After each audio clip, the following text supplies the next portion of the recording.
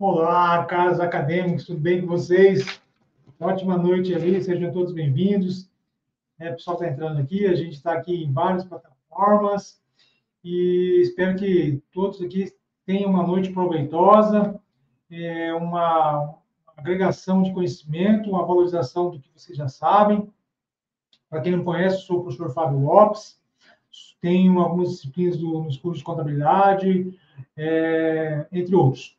E hoje aqui eu preparei um materialzinho para vocês para a gente estar conversando sobre a nossa contabilidade internacional e contabilidade autuária, tá? Dois leques, dois âmbitos da contabilidade que são importantíssimos para a tomada de decisão. Ainda mais agora que nós temos ali a questão da globalização. Muitos investidores, muito capital de estrangeiro tendo input aqui dentro do Brasil, e quem sabe aí para os empreendedores, empresários que estão aqui assistindo essa aula, não venha ter esse aporte de valores aí de investidores estrangeiros. Então, por isso que a gente vai falar sobre essa importância dessa contabilidade. Eu sempre costumo falar para os meus alunos que a contabilidade é como se fosse uma analogia, não desmerecendo ou não subvalorizando a contabilidade, mas, por exemplo, a contabilidade, comparando com a medicina não tem vários profissionais, cardiologista, ginecologista, pediatra, geriatra. A contabilidade é a mesma coisa, a contabilidade nós nos formamos com bacharel em contabilidade, mas nós podemos atuar com perícia, com autuária, né, com investidor do capital estrangeiro. Então, tudo isso, mas para isso a gente precisa ter um mínimo de conhecimento. E espero que você esteja aqui hoje nesse encontro para buscar essa valorização. Como disse, sou o professor Fábio Lopes e hoje a gente está conversando sobre a contabilidade internacional e as noções de autuária, tá? Dois ramos da contabilidade importantíssimo aqui nesse mundo globalizado. Mas a gente vai entender pouco a pouco.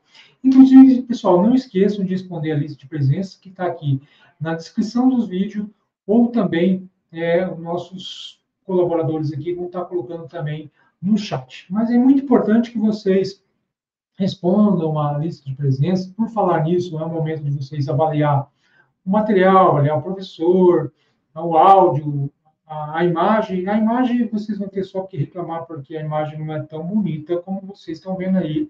O professor não é tão desprovido ali de beleza, muito pelo contrário, ele é feio, pá, né? Caramba. Mas nesse não vemos o caso, né? Eu preparei com muito carinho e carinho, amor é sempre valorizado em todos os segmentos, tá?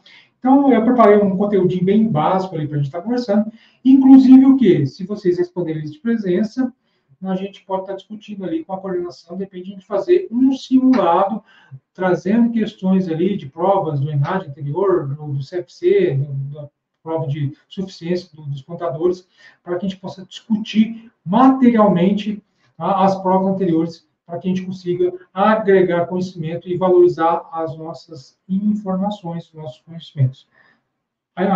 O áudio está bom, está tudo certo, estão conseguindo me ouvir, posso seguir?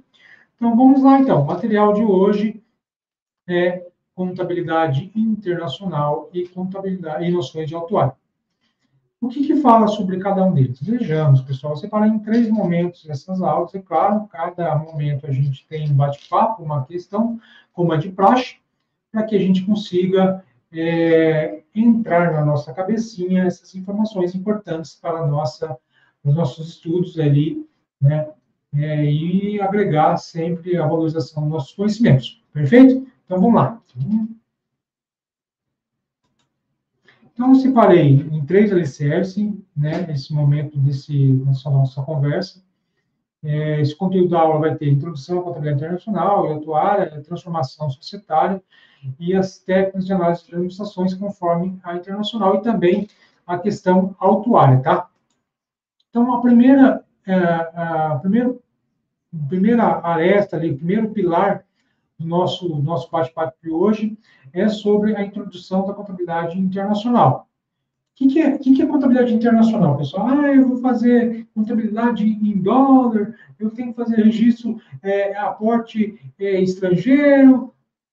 Não, pessoal, é apenas um entendimento. Veja bem, a contabilidade internacional foi um ramo, assim, é um ramo que estuda e aplica práticas e princípios contábeis que são padronizados.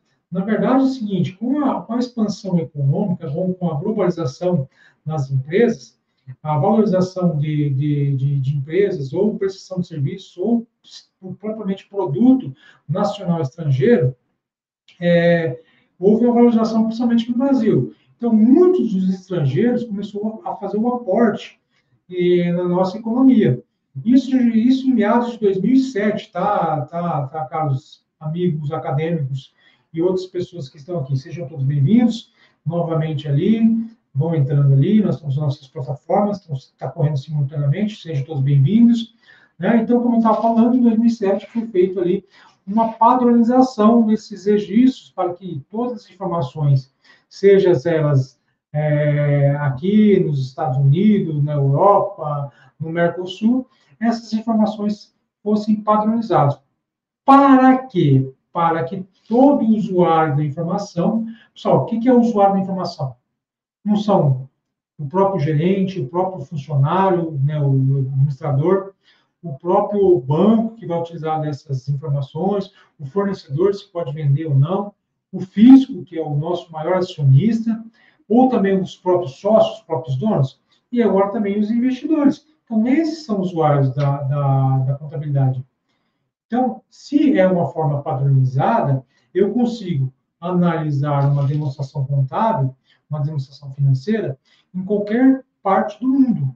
Ou seja, vocês acham que o norte-americano vai fazer investimento numa empresa aqui no Brasil porque ela vende produtos cor-de-rosa, ou porque ela vende produtos que ele gosta?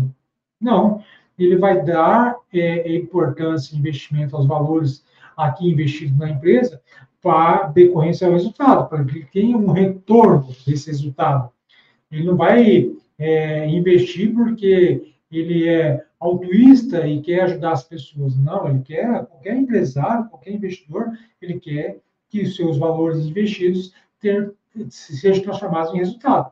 Por isso que houve essa globalização e essa padronização das informações, através do IFRS em 2007, que foi o boom aqui no Brasil na questão de valorização de empresas nacionais com vista de empresários aí internacionais. Então, houve ali um monte de empresas deixando de ser um capital fechado, que são as limitadas, e passou a ser SAs.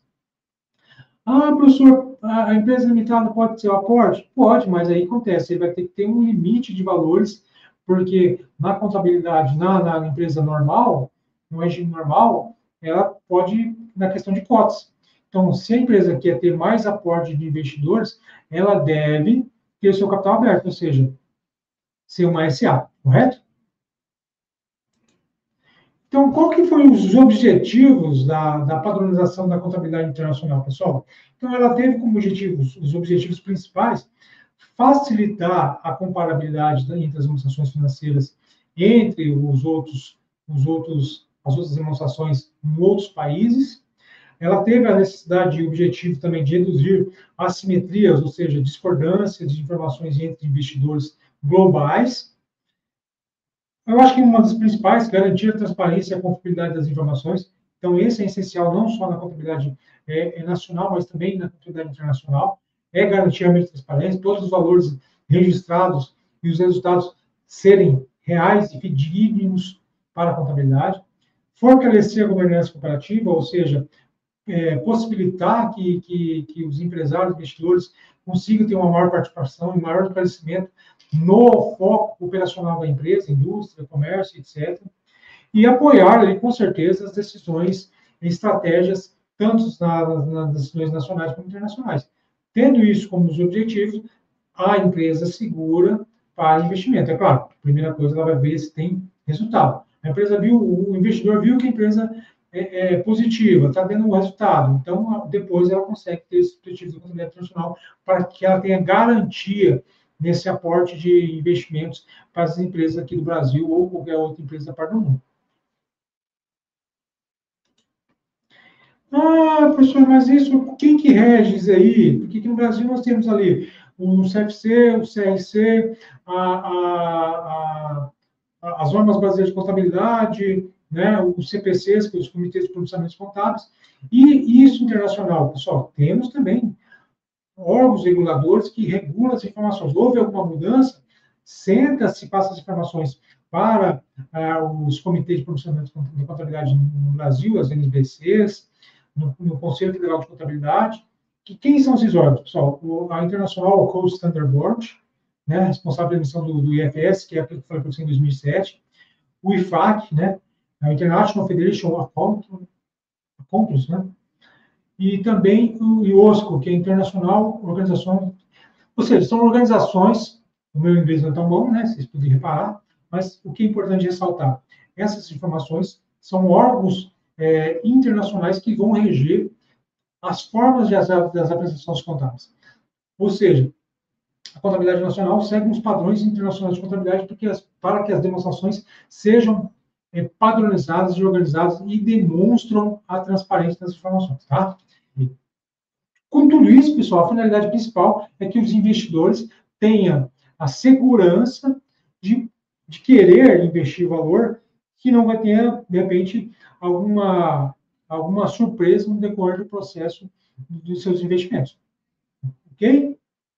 Está tudo certo por aqui? Posso dar continuidade? Falei muito rápido. O que vocês acham? Uma coisa vai passando aqui no chat, que nossos colaboradores não estão respondendo no chat aí, se caso eu não consiga responder, né, no decorrer da aula, tá? Ok? Seguimos mais adiante, então. Então, o que eu falei da IFRS? Então, esse IFRS, pessoal, esse Instituto Federal de Normas de Contabilidade, ela atende 140 países. Os países que têm o capital aberto, as SAs, respondem de uma forma ampla para essas normas internacionais de contabilidade. Tá? Todos esses usam o mesmo padrão. Então, se eu pegar uma demonstrações contábeis aqui no Brasil, uma SA aqui no Brasil, pegar uma SA nos Estados Unidos, na Europa, ou as empresas que têm o capital aberto aí, vão ter essas mesmas normas, esses mesmos procedimentos da contabilidade nos seus resultados, nas suas demonstrações financeiras. Ok? Ficou claro para vocês? Tá. Dito isso, eu também tenho, além dos objetivos, tenho as minhas características principais para a contabilidade internacional.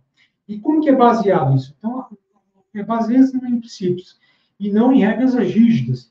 Priorizam a essência econômica sobre a forma jurídica e incentivam o julgamento profissional. Ou seja, essas características que embasam ali as normas internacionais de contabilidade para que tenha um resultado positivo e segurança dos investidores. Tendo essa segurança, vai ter mais investimento, o capital da empresa vai ter o aporte de valores. Pessoal, sim, só para lembrar vocês, por que vocês estão falando de investimento? Lembra que a gente falou dos usuários da contabilidade? Fornecedores, fisco, investidores, etc, etc. Justamente para isso. A contabilidade, por que vocês acham? A empresa só cresce ou com sua lucratividade ou com aporte de investimento. Eu preciso adquirir uma máquina. Não tenho dinheiro. Meu sócio não tem dinheiro porque o dinheiro deles foi ficar todo na indústria, no comércio. Como que ele faz para ter valores para que seu empreendimento cresça? Uma das possibilidades é abrir a sua empresa para ações abertas, ou seja, sociedade anônimas. Para quê? Porque empresas ou investidores jurídica ou pessoa física vai fazer um aporte. Com esse aporte de investimentos dentro do capital da empresa, com essa venda dessas ações, a empresa consegue comprar marca, crescer, gerar mais resultados, crescer mais um pouco, ter mais investidores, crescer mais um pouco e assim por diante. Entenderam? É essa a finalidade de contabilidade internacional. Ficou claro aqui, né? Então, já que nós falamos aqui para dar uma esfriada nos nossos ânimos, preparei uma questão aqui bem simples para que a gente consiga responder e entender um pouquinho do material que o professor aqui preparou, tá? Primeira questão. A adoção, pessoal, é importante o seguinte, se a gente pegar, deixa eu até pegar aqui, dividir a tela. Tá.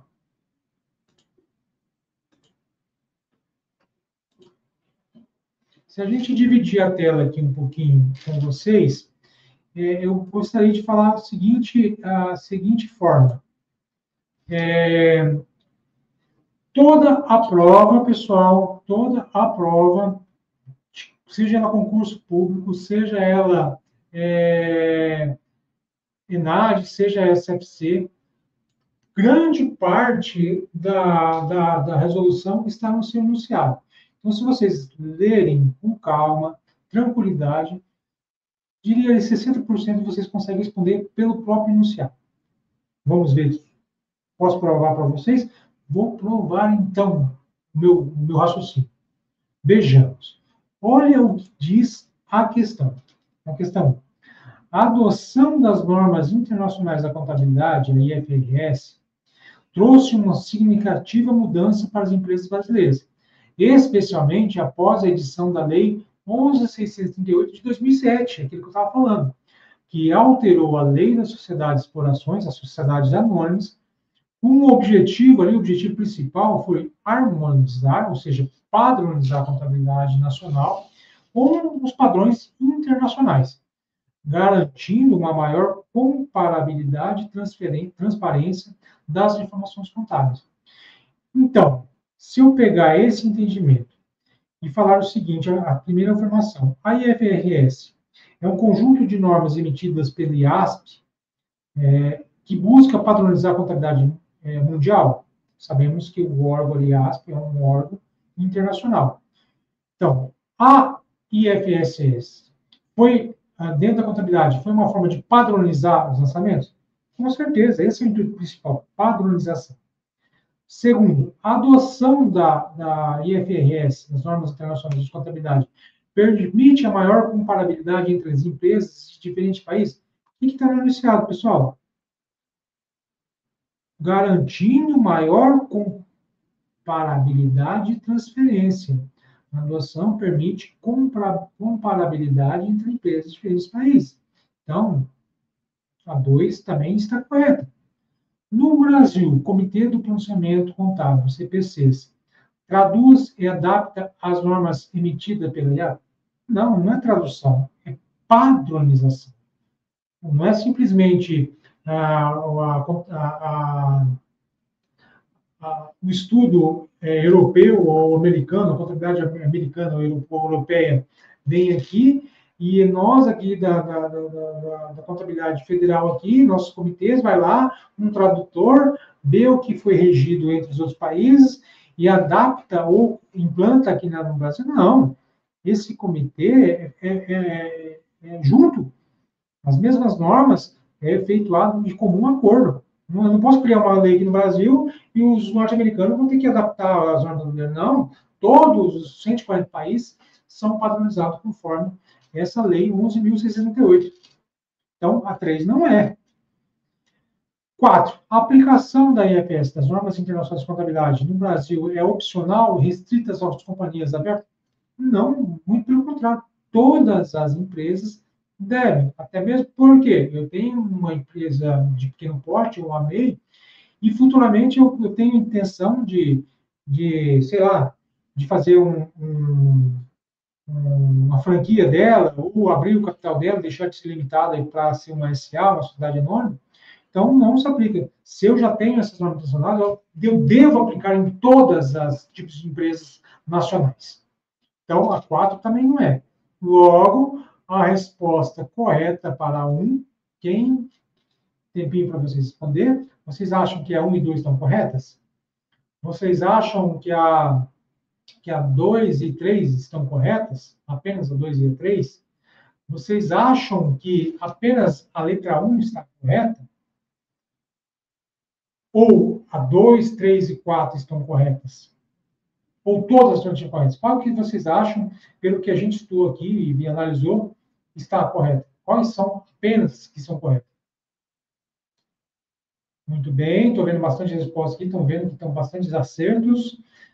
É isso aí. Parabéns ali, obrigado pelo feedback ali, parabéns para quem respondeu a alternativa A, apenas 1 e 2. Correto? Parabéns aí. Obrigado pelo feedback aí. Vamos mais à frente ali. Pessoal, é claro que a gente não vai conseguir sanar todas as dúvidas aqui nesse simples bate-papo. Mas nós temos as nossas aulas ao vivo, que já foram ministradas, né? E se vocês concordarem, coloquem na lista de presença como sugestão um simulado dessas questões, que eu vou baixar para vocês algumas provas anteriores e a gente vai discutindo. Mas é importante que vocês entendam o assunto. Então, muito pouco tempo, 40, 50 minutos aqui é muito pouco tempo para a gente falar de um conteúdo tão amplo da contabilidade internacional e atual. Mas a gente vai tentar resumir aqui para vocês recordarem o que você estudou durante toda essa disciplina. Vamos mais à frente. A parte da transformação societária, agora a gente vai entrar, pessoal, numa parte bem específica. Por exemplo, há o investimento, há a padronização, mas como eu posso fazer isso? Que tipo de formas que eu consigo? Eu consigo fazer aporte? Se eu for uma pessoa física, eu vou lá e compro ações da empresa. Mas se eu for uma pessoa jurídica, posso comprar as ações? Posso. Ou também posso comprar parte da empresa. E como que é feito quando pessoa jurídica compra parte ou a empresa nacional? Ela é submetida a uma transformação. A empresa deixa de ser uma, né, constitui outra, controla uma, tem parte na outra, ela é feita fusão, cisão, ou seja, ela é feita transformações. Essa transformação societária, pessoal, envolve mudanças na estrutura jurídica sem dissolução da empresa, ou seja, ela é feita uma transformação. Ela compra parte da empresa. Então, ela mantém-se a personalidade jurídica, mas ela altera o tipo societário. Então, isso é chamado de transformação societária. É plausível por lei e é muito utilizada. Né? A gente não ouve muito, mas no campo da contabilidade internacional, a gente ouve muito sobre esse tema, né, de transformação. Dentro da transformação, nós temos outro tipo de característica que a empresa sofre com com esse input de mudança ou de transformação, que é a cisão. De forma bem genérica, bem sucinta, a cisão, pessoal, é a transferência de parcelas do patrimônio para outra sociedade. Pode ser total ou parcial. Geralmente, parcial. Ó, a empresa A compra parte da empresa B, né? Ela não deixa de existir, mas ela tem parte de participações em outra empresa. Outro tipo de empresa, através da transformação, é a fusão. Quando há fusão, pessoal, deixa-se de existir uma empresa, ou seja, a empresa A e B deixam de existir, transformando na empresa C. Então, a fusão é a união de duas ou mais sociedades, formando uma nova sociedade, uma nova entidade, uma nova empresa, um novo CNPJ, né?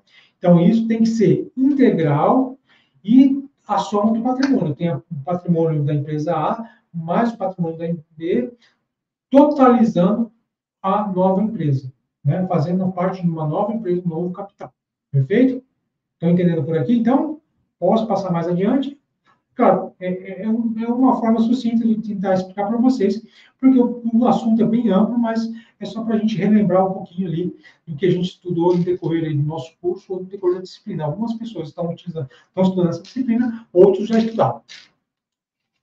E como é feita essa fusão? As etapas dessa fusão, pessoal. Eu achei interessante a empresa, eu vou lá e uno. Não, eu tenho que seguir parâmetros, etapas. A primeira, é claro, é a negociação. Eu conheci a empresa tal, vi a questão, o escopo dela, achei interessante e fiz a proposta para fazer essa fusão. A avaliação patrimonial, eu vou fazer lá dentro da minha empresa, o outro sócio, lá, o outro proprietário vai fazer da empresa dele, vamos jogar isso na mesa, né? Jogar as cartas em cima da mesa e ver qual que é a possibilidade dessa negociação em valores. Tendo a negociação, jogada de valores patrimoniais, os imobilizados e tudo, quantos receber, quantos a pagar, fiz o estudo junto com outro sócio, com outro proprietário, outro diretor, faço a constituição de uma nova empresa e faço esse registro legal, transformando os lançamentos da empresa A e B para o patrimônio imobilizado da outra empresa. E isso, pessoal, pode ser tanto a questão dos valores a receber, do meu ativo, tanto como as minhas obrigações a pagar, do meu passivo. Isso vai ser de uma forma de constituir um novo capital social, desculpa, um novo contrato social, e daí por diante essa empresa deixou de existir, unindo outra empresa e seguindo os passos agora com um novo CNPJ, uma nova empresa, ou não sei, aí conforme a negociação foi elaborada. Ok? Tudo tranquilo por aqui? Então, a transformação, um conceito bem básico, pessoal. A transformação é a mudança do tipo societário, LTDA para SA, mantém o CNPJ e identifica a pessoa jurídica. Ou seja, eu posso sair de uma empresa limitada para SA, mantendo ali o meu CNPJ e a empresa continua idêntica. A cisão, que é a separação, né? A fusão é uma união, né? E a transformação, mudança de tipo de sociedade. Então, as aplicações variam conforme os objetivos estratégicos. Quero comprar parte, quero comprar total, quero transformar, ou eu quero fazer uma fusão, uma união total, deixando de existir uma empresa anterior para transformar numa outra empresa. Então, isso aí são as informações básicas e sucintas com relação à transformação societária. Terminamos mais uma etapa. Agora vamos resolver mais uma questãozinha para finalizar o nosso encontro de hoje com chave de ouro. Vamos lá? Lembrando, pessoal, assim, como o que eu falei para vocês anteriormente, 60%, 70% ou até mesmo 80% da resposta está no enunciado da questão. Então, conselho do professor. Vão fazer a prova? Leiam, releiam. Estão com dificuldade? Exige cálculo? Deixa essa questão para o final e vai respondendo aquela que vocês têm uma certa confiança na resposta e confiança no entendimento. Fez isso? Deixa lá as que vocês estão com um tipo de dúvida lá, né? Até mesmo porque vocês vão lendo o decorrer da prova, quem sabe algumas das questões ajudam ou auxiliam vocês a resolver as questões que vocês estavam com dificuldade. Ok? Então, vamos lá para a questão número 2 dessa aula de contabilidade internacional e autuário, funções autuárias. Vejamos. Nós estudamos. Vamos ler com calma, pessoal? Leiam comigo. Vamos ler bem calmamente. A transformação societária é um dos institutos previstos na lei das sociedades por ações, as SAs, permitindo que uma sociedade mude seu tipo societário sem que isso implique em sua dissolução ou liquidação. Esse mecanismo é relevante no planejamento estratégico e sucessório das empresas. Tudo o que nós estudamos agora, até o momento, o infeliz que formulou a questão já resumiu em 3, 4 linhas. Esse cara falar para você, quer estragar o trabalho do professor, ele quer que o professor seja demitido. Por quê? Tudo o que nós estudamos nesse segundo pilar agora, ele falou aqui, a transformação societária do Instituto previsto em lei, que tem como possibilidade permitir que uma sociedade do tipo societário implique em sua dissolução, liquidação ou transformação. Isso esse mecanismo é relevante para o planejamento estratégico e sucessório da empresa. Eu estou montando uma empresa, o que eu quero daqui para frente? Quero transferir, quero comprar, quero unir. Então, isso que está falando. Não é isso a questão da transformação? Transformação, cisão e fusão? Então, vendo isso, vamos ver as afirmações dessa questão e tentar responder.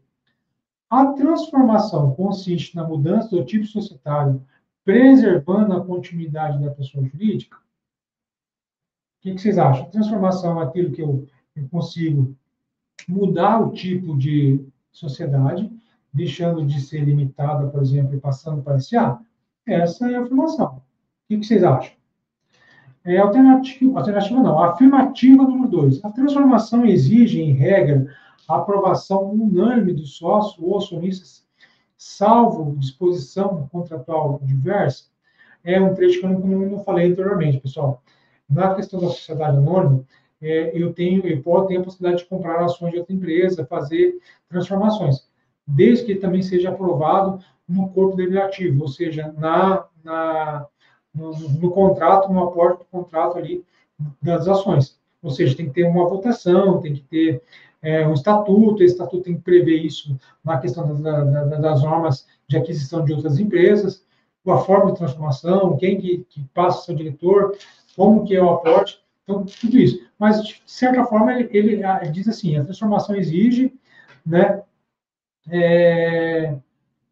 salvo a disposição contratual adversa. Se eu não tivesse o trecho da votação aqui, eu tenho a questão salvo a disposição contratual adversa, que é um alicerce, um princípio básico de transformação. Então, também é uma afirmativa correta. Agora, há uma afirmativa 3, pessoal. Vejamos ali. A transformação resulta na dissolução da sociedade e a criação de uma nova sem continuidade jurídica? Não, aí já não é transformação.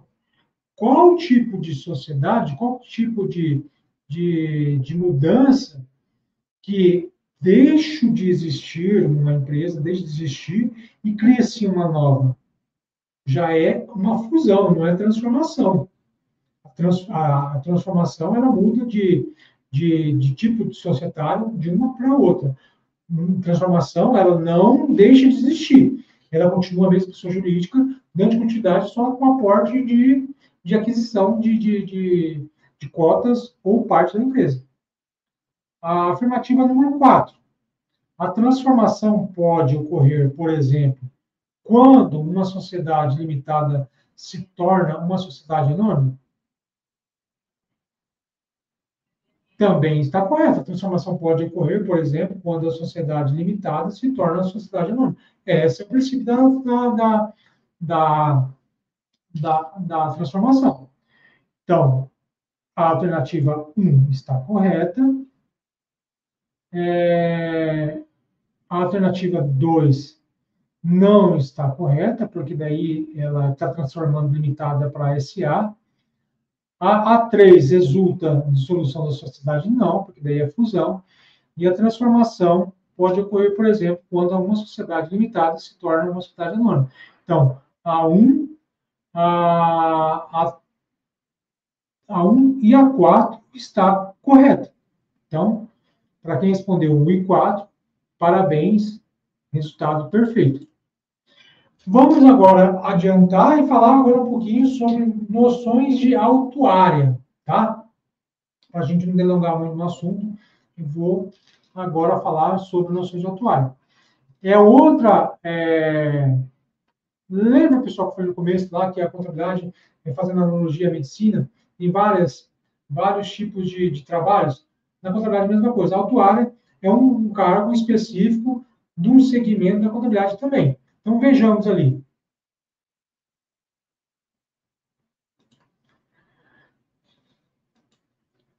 Qual que é a importância do autuário? Qual que é a importância do profissional? Então, ele contribui, pessoal, nas decisões estratégicas.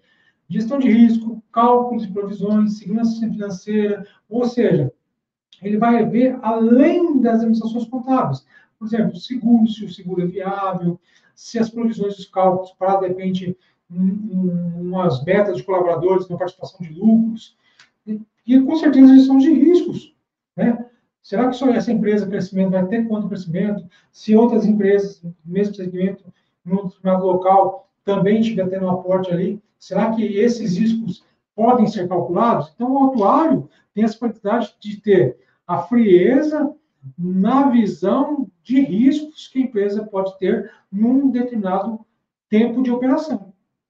Né? Então, tudo isso é responsabilidade e tem essa importância o autuário.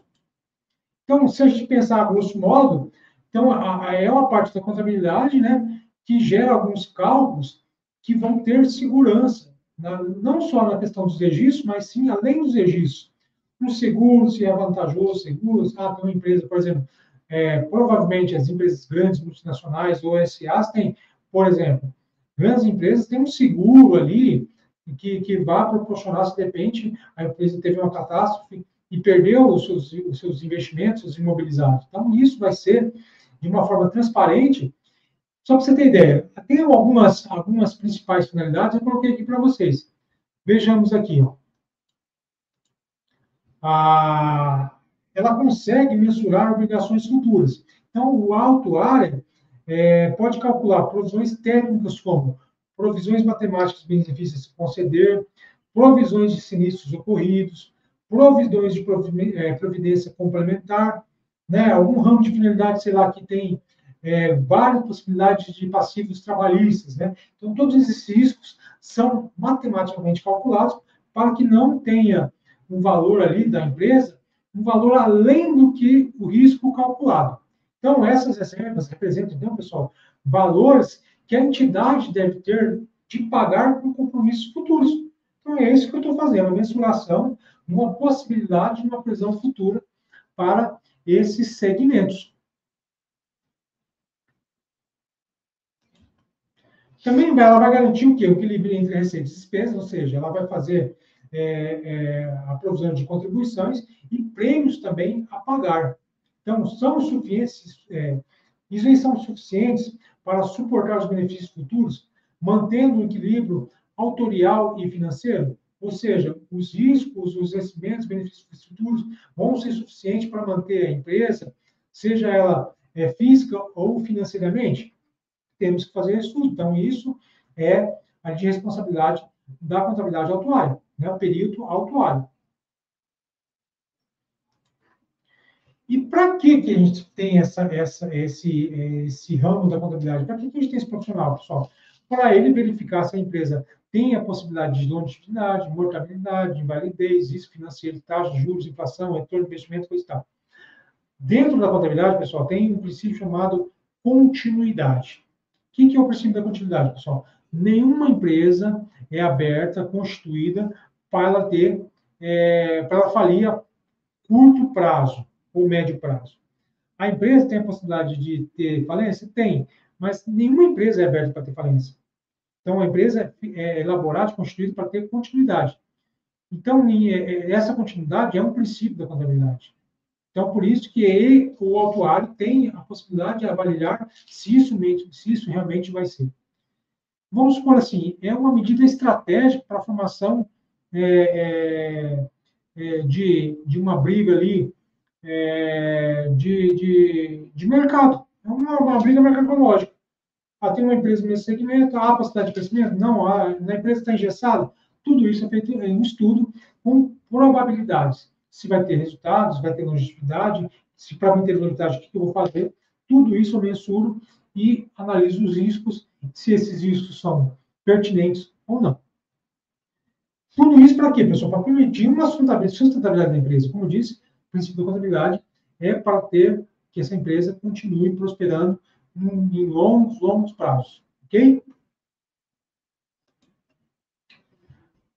Com certeza, apoiar as ações gerenciais. Então, pego a autuária, pego a contabilidade de custos, contabilidade gerencial, vou revisar minhas políticas de benefícios, definir reajustes, diminuição de custos, elaboração de resultado, solvência, se eu estou conseguindo pagar a minha receita, tirando o meu mercado, se eu estou tendo solvência para pagar os meus custos e despesas fixas, né, para ter um resultado variável, pertinente ao meu entendimento, à minha garantia.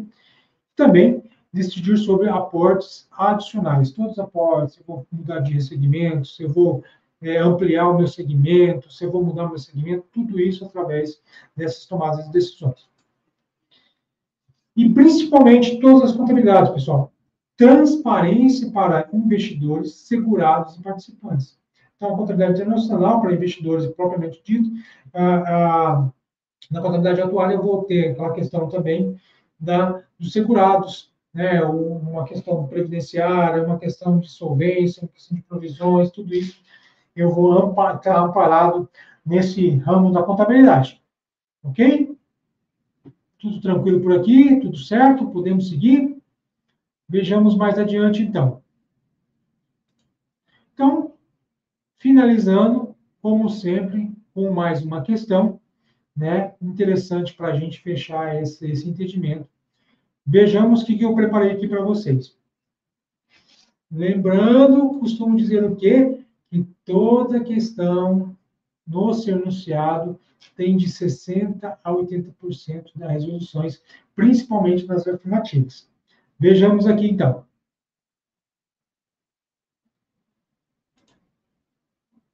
Questão terceira. A contabilidade autorial tem um papel fundamental nas entidades de previdência e seguros, é o que eu falei anteriormente. Entre as funções abaixo, qual representa a principal finalidade da contabilidade atual? Vejamos.